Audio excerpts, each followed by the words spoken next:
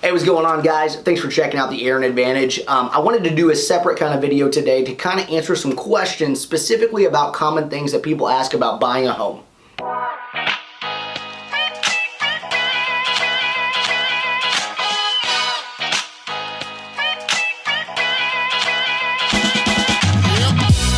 One of the most common questions that we get is, what is the first step of buying a home?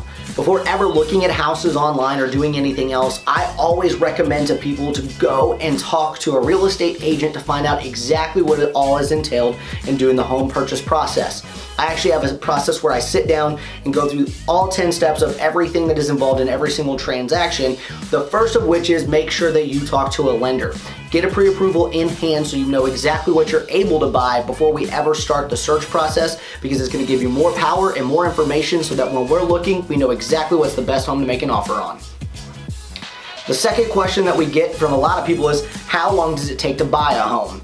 Now, that's a big question that has a lot of different moving parts to it, but typically the most important thing I tell people is, if we're focusing specifically on the transaction time, you're probably looking at about 30 to 45 days, depending on the type of financing that you're looking at. Now, that time frame is going to entail the time we make the offer, negotiate everything through, get an offer accepted, then we have inspections, appraisals, title work, and other things that have to be done, as well as the financing to make sure that everything's ready to go when you're ready to buy.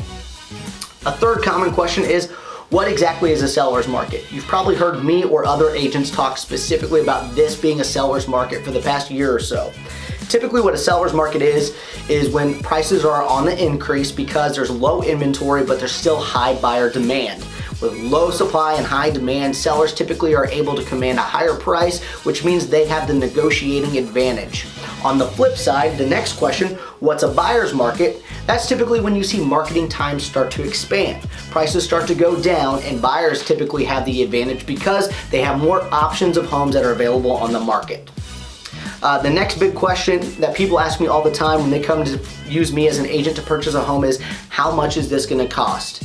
Most people don't realize that to hire an agent to represent you as a buyer is 100% free, depending on who you work with.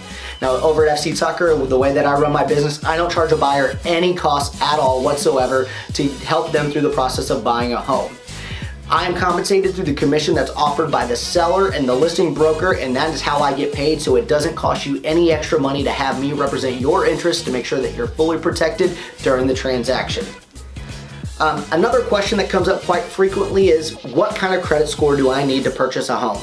Now, that's going to vary depending on the type of loan that you're getting or the lender that you're working with, but typically you're probably going to want a credit score of about 620 or higher. That's going to be giving you more options for better loan parameters. The fact of the matter is that you can actually get a loan with a lower credit score than that, but like I said, that's going to vary depending on the lender that you talk to, and if you really want to know what you might qualify for with the credit score that you have, I have a great lender that I work with who can help you out and get those questions answered for you.